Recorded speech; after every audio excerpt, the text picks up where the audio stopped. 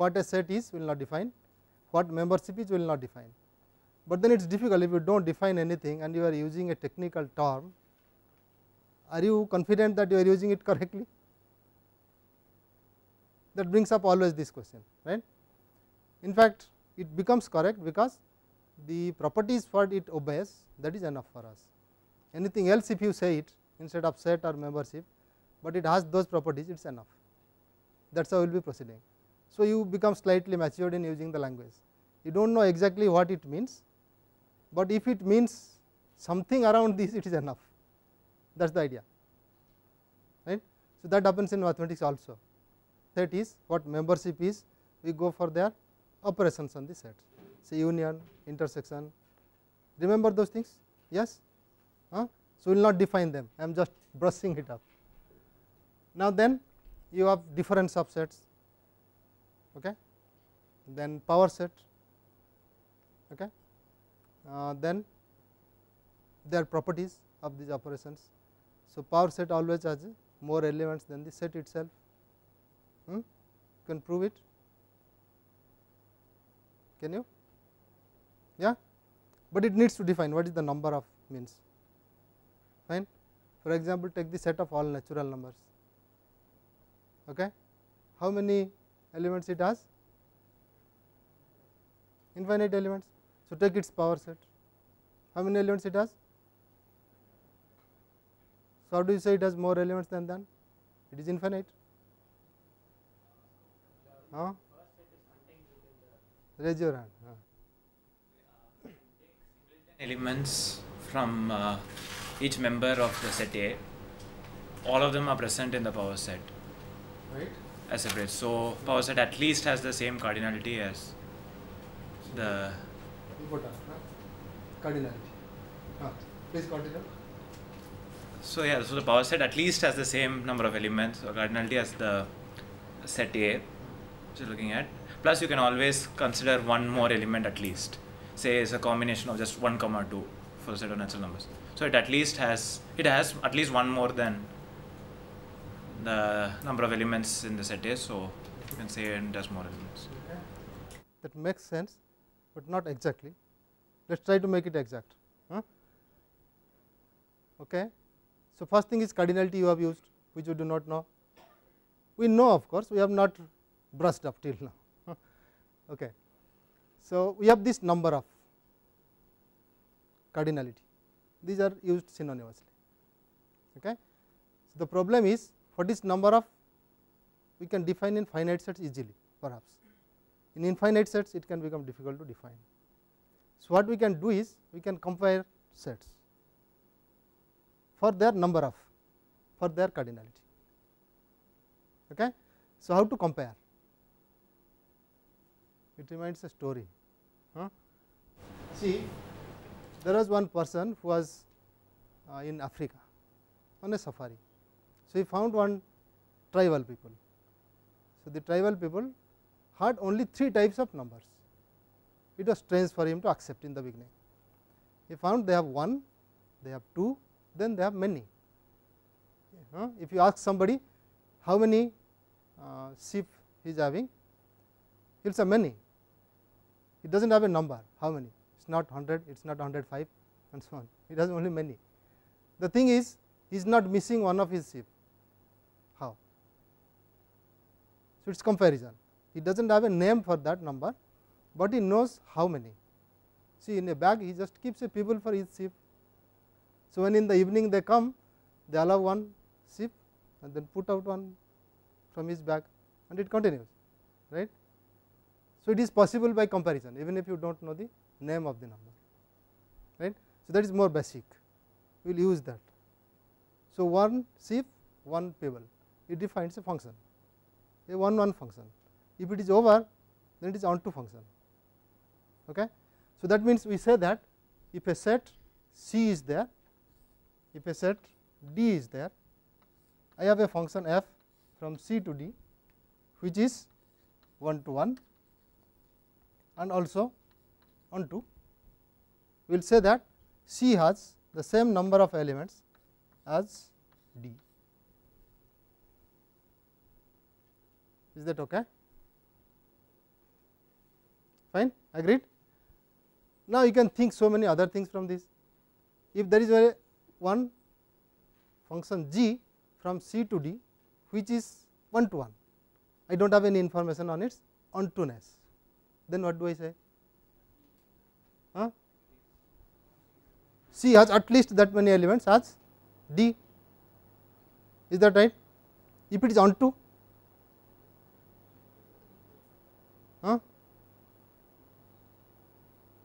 then if there is a function h from C to D which is onto, then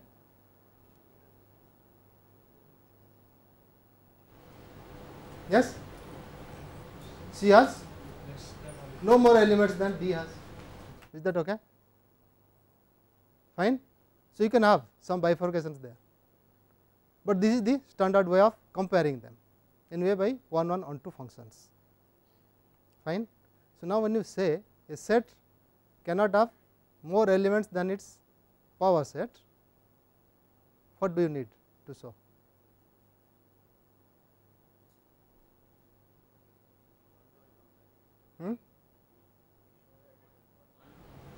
We show that if it is 1 to 1, then we can say that it has more elements than It's 1 1. well, that is easy to show that there is a 1 to 1 function, because you have already done it by taking the singleton sets. You have a set x and you take its power set, you will write 2 to the power x symbol, and you can always define a function f from x to 2 to the power x by what? X in capital X goes to the singleton x. Okay? We can always define like this. Is it 1 to 1? Yes, it is 1 to 1, because you cannot find two elements whose image, that singleton, will be the same, right? Is that okay? So, it is 1 to 1, therefore, always x will have at least it is not at least as many elements as, you can't say as many elements, right?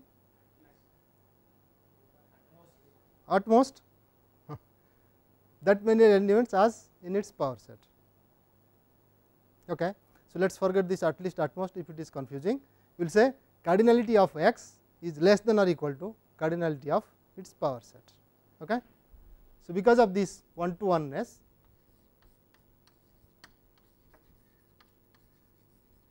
so we say cardinality of x is less than or equal to cardinality of its power set. Clear? Now, the question is the other one, that is why I said it is easy to prove what you told, but it does not prove what you wanted to prove. You want to show that x does not have that many elements as in the power set. Okay?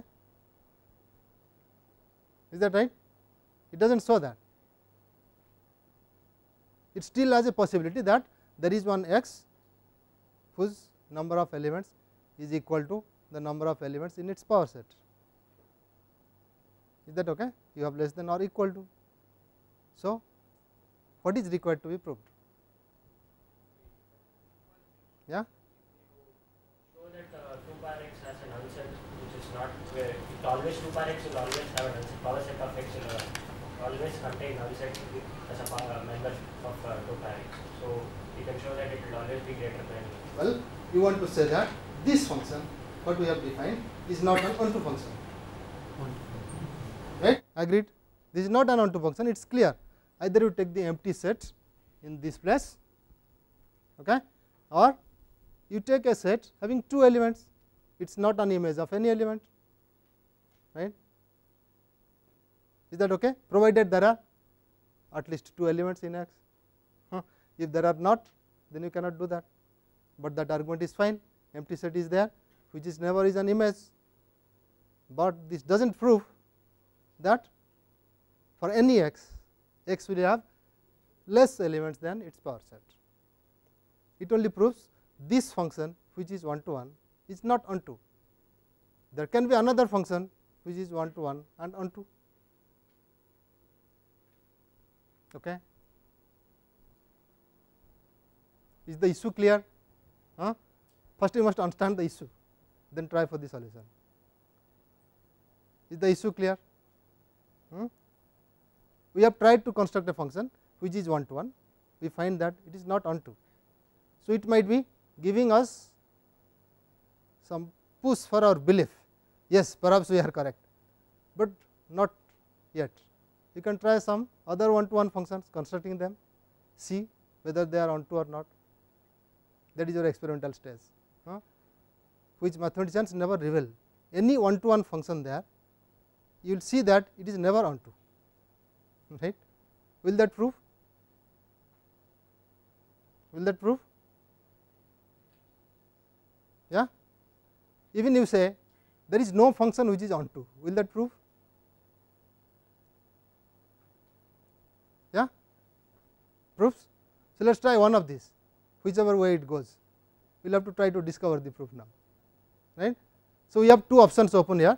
You can take any 1 to 1 function and prove that it can never be onto, or in general you take any function so that it can never be onto, right. It is easy to construct one function which is not onto, but we are not interested in that. We are interested in the other question. You give me any function, I will show that it is not onto. This is the contention. Is it clear? Okay. Now, how to proceed? That is the problem. Let us take a function g from x to 2 to the power x.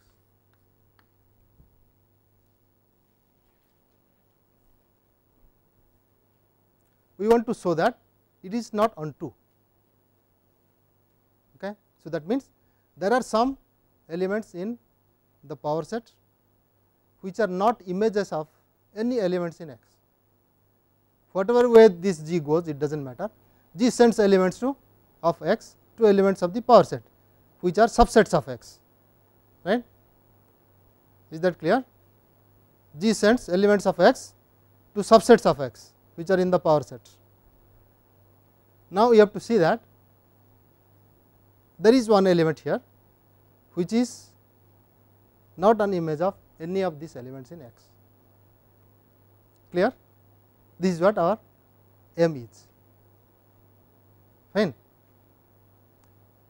Okay, that is easy to get if you have some exercise before it, but I will give you one other way of looking at it. There is a temple in South India where you go and throw a coin to reach the top of the temple. If you see that it never comes back, your wish is fulfilled, right. God has accepted you. If it comes back, your wish is not fulfilled. That is the way people believe there. Now, as a student of IIT, you want to disprove it. You want to show that it is not correct. So, what wish you should have while throwing the coin?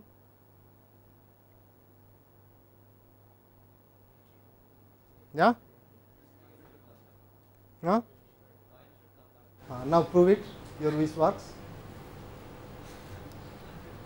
Yeah, continue. Continue. Okay. You can do it. Now, anybody else?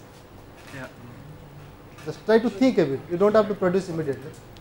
He says, what is your name? Sekhar. Sekhar says that you wish the coin should come back, right, and then throw the coin. Now, what will happen?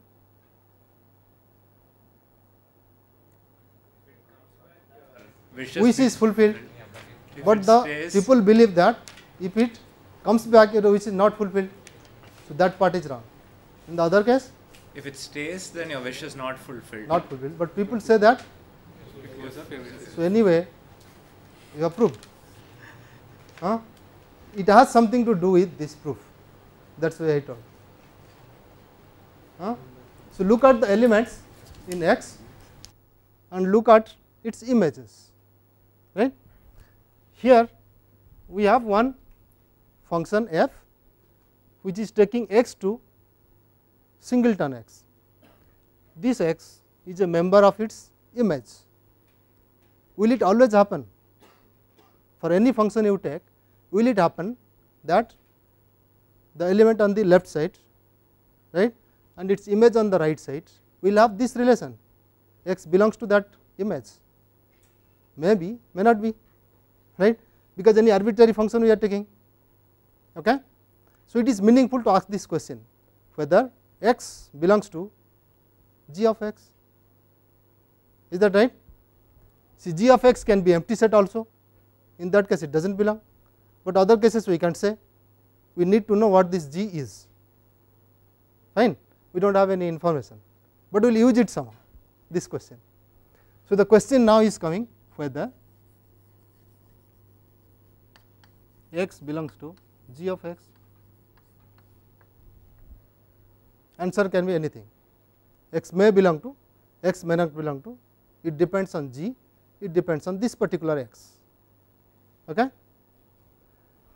Now, let us look at one set, let us say y, which is equal to the set of all elements of x which satisfies some property. Okay.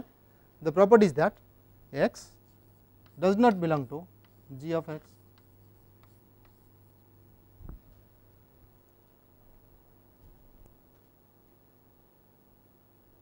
It takes some time to understand, because we are not giving any construction, thinking that you are matured enough. Okay. Let us look at it, it has relation to that story. We are picking up all the elements which contradict that, your law, some law, one of the laws we have picked up, find out all the collection of those elements. Now, we are going to prove that it is not possible that the belief is tenable, right. So, here our procedure is to show that this y is never an image of any element in x, right. If it is, then there is some problem. Okay. Is it clear? So, now suppose on the contrary,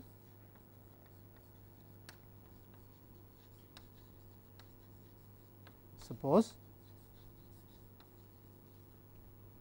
I have an element y which is in x such that g of y is equal to this set capital Y.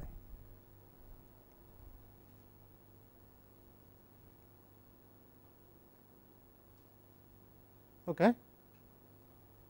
So, notice that I am not writing everything, there exists one y in x, in fact there exists some element whose name I am writing as y. Okay. If you write there exists y, that y you cannot use, it can be something, some other name also, alpha, beta. So, in that sense we are not writing every detail here, we are telling there exists one element, call it y, which has this property, g of small y is this set. Okay.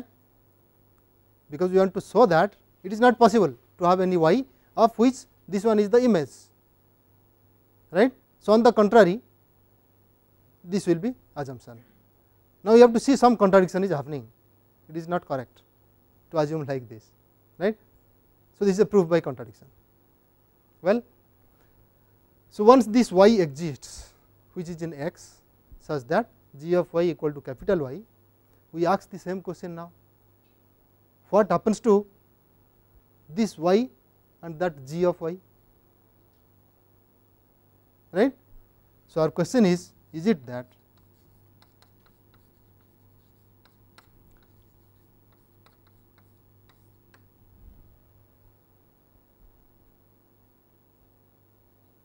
okay.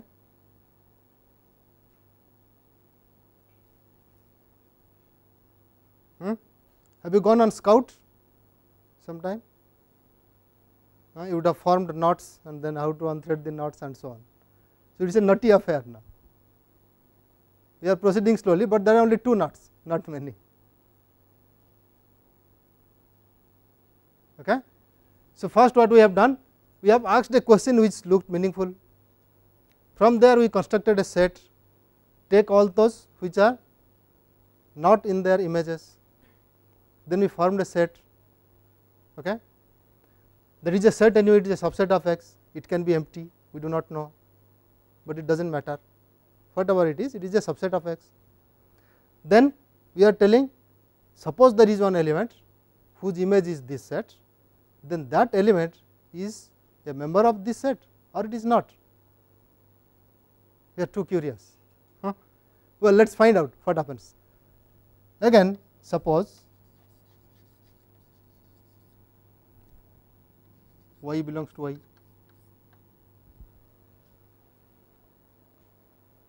then what happens? What happens? Small y should satisfy its property, right, because that is the definition of y. So, that means small y does not belong to G of y, is that right? Okay. But G of y is what? Y. Therefore,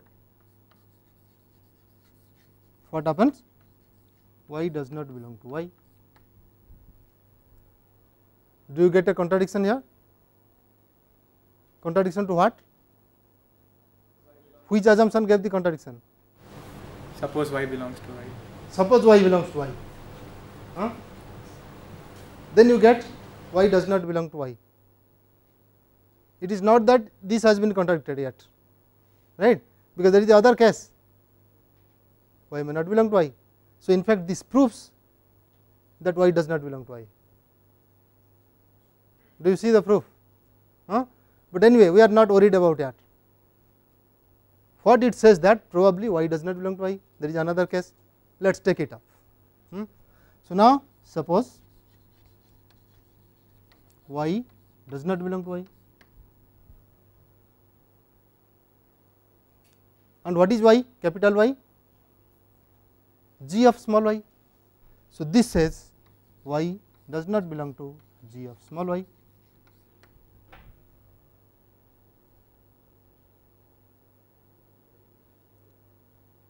Right.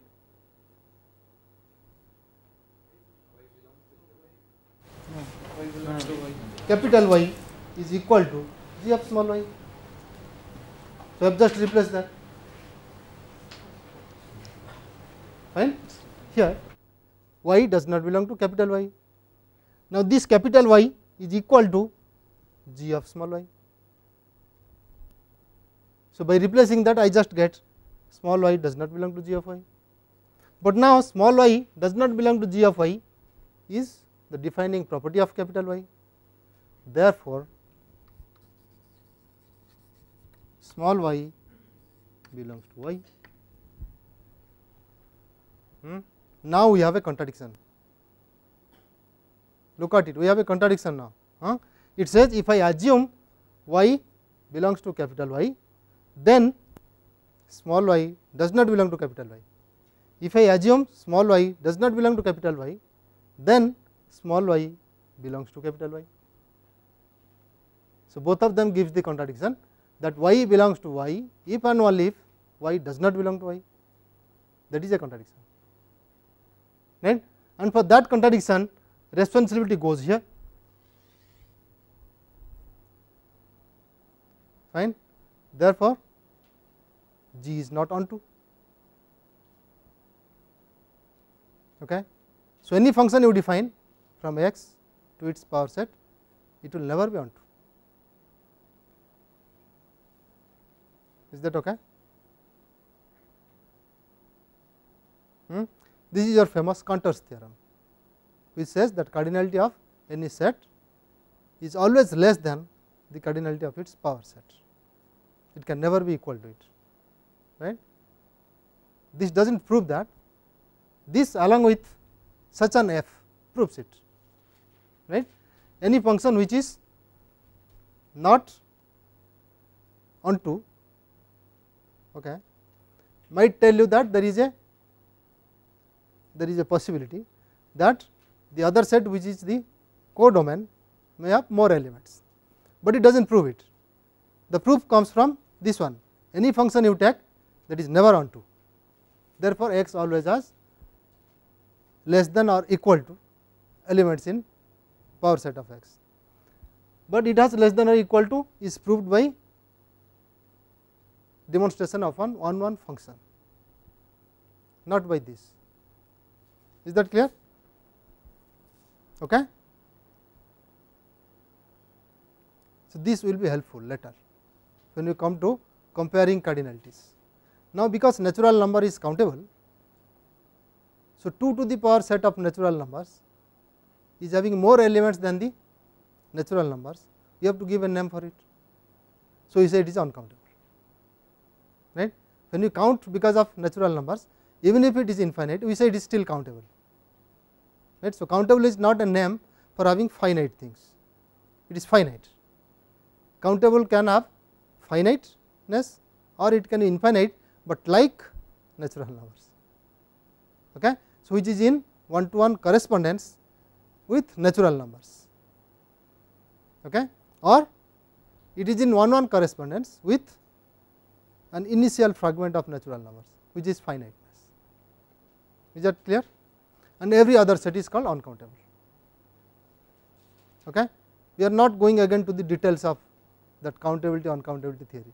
In uncountability itself, there can be many types of uncountability, right, like power set of natural numbers, it will have more elements than the power set of natural numbers, but all of them are termed as uncountable. It is too big for us to handle now. Okay. If we need, then we can give them some names, there are names for them. Okay. So, this is about something we need about the countability and uncountability, fine. You will need something about formal languages, they are again a countable set. You might have already some exposure to it, but we will just again brush off. Okay. So, suppose I take one set having some symbols in it and so on. So, x1, x2 and so on, they are symbols, right. So, they are just elements, we are calling them symbols in this context, that is all. But when you say symbols, there is another connotation to it, that no symbol is a part of another symbol. This is funny, in some Tamil characters you might find a symbol is a part of the other symbol, right. For example, straight line, something like this, that might be a part, it can be a symbol, it can be again part of another symbol, that is possible. We are not assuming such things here, we are taking them away, we are telling that our symbols will have such characteristics, none is a part of another symbol, right. For example, you cannot get this and this as two different symbols, right. We will not call this a symbol and again this also another symbol, it can be concatenation of two symbols, one is this one, the other is this, right, but it is not independently as a symbol. That is our understanding, we are not formally defining what a symbol is anywhere. Okay. Now, let us take this alphabet of some symbols, this is called an alphabet, just like our usual languages, fine. Then you define a string over this alphabet sigma, a string over sigma, it is just a finite sequence of symbols from sigma, right. So, we will be writing it as something like S equal to xi1, xi2, xi3, xim. So, there are m symbols here, which symbols are not fixed, not x1, x2, xm, right, any symbol they can be. This xij's can be from anywhere in sigma, but it looks like this, any string from sigma will look like this, any symbol from sigma is each one of them. Is that okay? So, it is a finite sequence of symbols. Then by sigma star we will write as the set of all strings over sigma.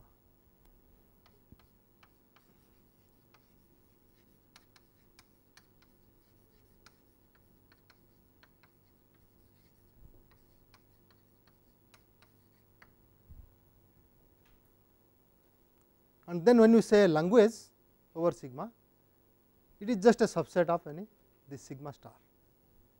So, you say a language over sigma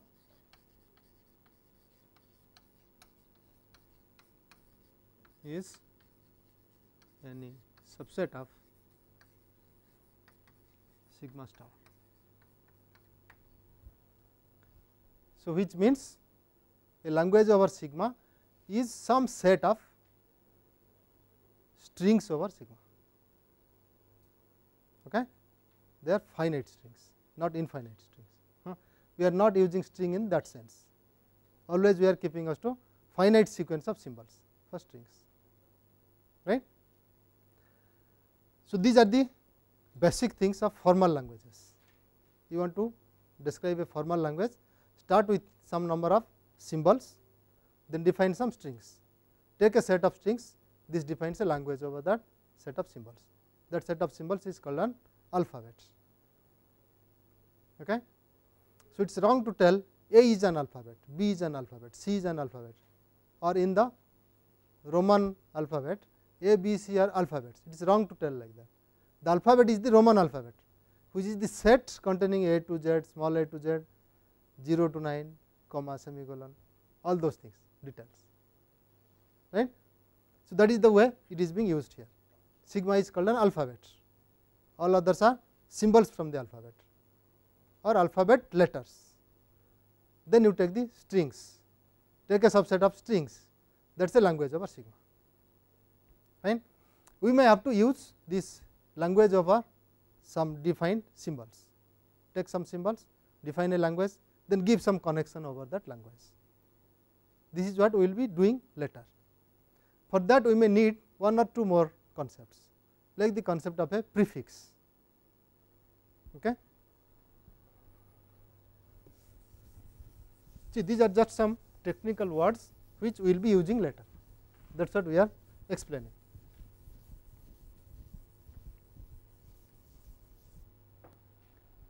For example, take the word prefix. So, here pre is a prefix of prefix, right. P is a prefix of prefix. Okay. RE is not a prefix of prefix, fine. Prefix is a prefix of prefix. Okay. If there is nothing I write here, that is also a prefix of prefix, but it is difficult to leave it like that, is it not? If I write nothing and say that that is a prefix of prefix, it will not make sense. We will not be able to talk about it, that is the problem. Probably it makes sense, we will not be able to talk about it. So, let us give a name to it. We will say that as the empty string.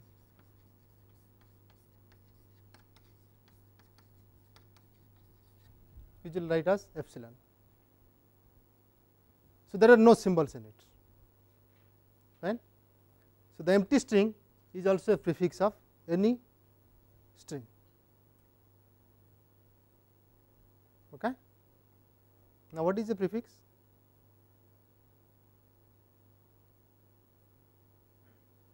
Yes, can someone define? A consecutive set of symbols from the beginning of a string is a prefix, starting from the beginning of the string. You need beginning, you need consecutive to define it. Well, we will define it in a better way. We will define only one idea, which is called concatenation of strings, right. So, prefix is a concatenation of two strings, pre and fix. So, this is or the concatenation of strings pre and fix.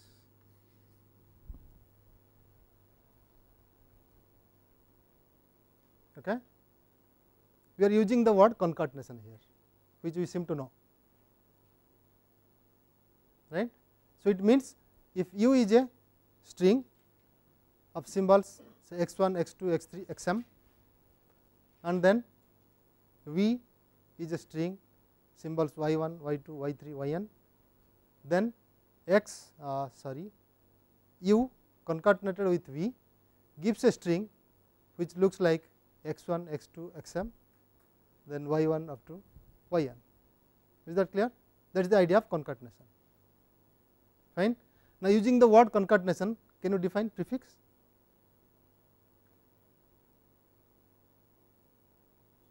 The first string in If it is possible, A is a prefix of B. If it is possible to get B by concatenating some string to A. Some string to it. Is it clear?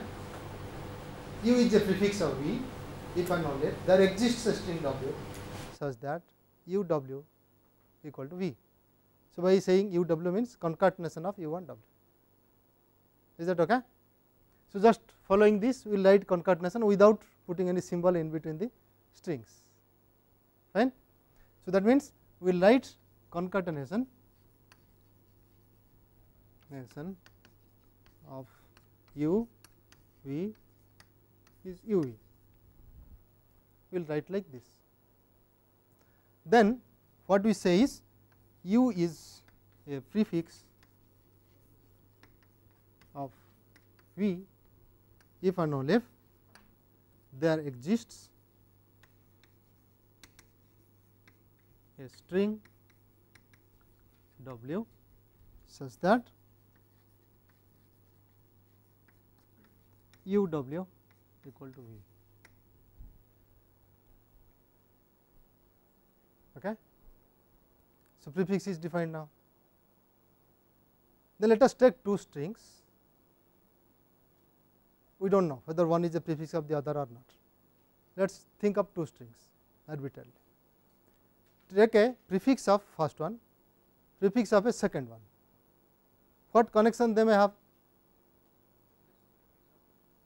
Not necessary, nothing can be there. One is epsilon, another is u, then there is something. But if I take x1, x2, another is y1, y2, no connection, right.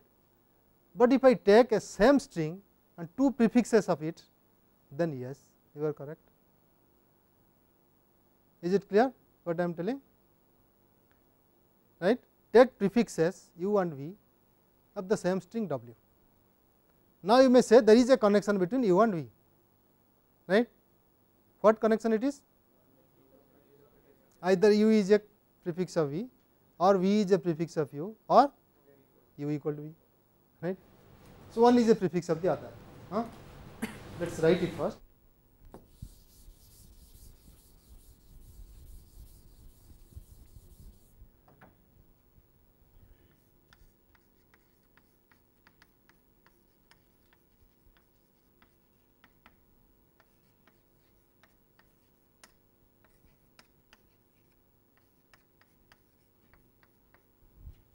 Okay. So, we are implicitly using our alphabet, the alphabet is sigma. Let us write it now explicitly.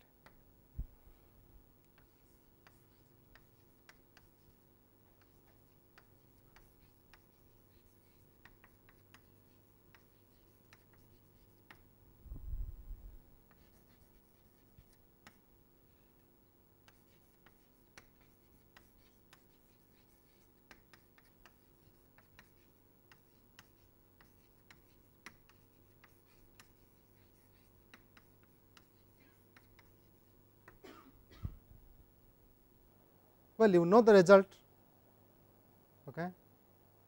You want to show the result. Can you suggest which proof method really does that? In mathematics, there are so many ways of proving. One method uses always the known result. If you know the result, then you can use that proof method. If you do not know it, you cannot proceed from the beginning. Induction, mathematical induction, right. Once you know what is to be there to be proved, you can prove. Before that, never, nothing can be done. You can't use anything, right. So, now suppose you use induction, what will happen? Induction on what? that is the first question, right. Induction on what? Let us have induction on W, right, but W is not a number. How do you have induction on it? How big is it? So, induction on that is called the length of a string, right. So, what is the length now? Length of a W is what? Number of important. So, number of occurrences of symbols, right, that is important, very important there, because your alphabet can have only one symbol 0, still you can have a length of string 10, all of them are zeros, right. So, it is the number of occurrences of symbols in W, but again we have to define these occurrences, repetitions. We are too misers. So, what do? We will use concatenation. Since we know what concatenation is, we will use that. How do you use it? Again you define it by induction, right, because concatenation slowly increases the length of the strings, you can visualize that way. So, you can use it to define what is the length of a string, fine. So, length of the empty string is 0, length of any symbol is 1, then go to the next stage, find out one symbol either as a prefix or as a suffix and then define the length. Is it clear what we are doing? So, we will say length of the empty string is 0, fine, length of a symbol is 1,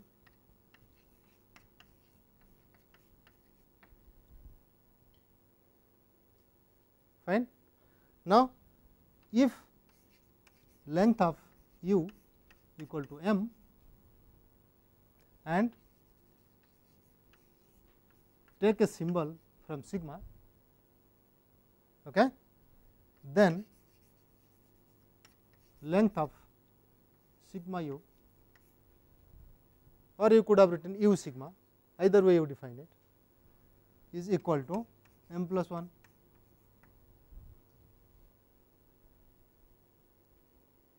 Is it okay? So, this is a definition by induction. You can use induction as a proof method or as a definition method also, fine. So, this implicitly defines length has to be a natural number. Now, onwards our natural number will include 0, otherwise you will always have to say non-negative integers, that is very awkward to speak always. We are natural people, we will take 0 as a natural number, fine, agreed. So, length is a function from the set sigma star to natural numbers, which is defined this way now. Is it clear? Now, then you can use length to prove the prefix lemma, length of W.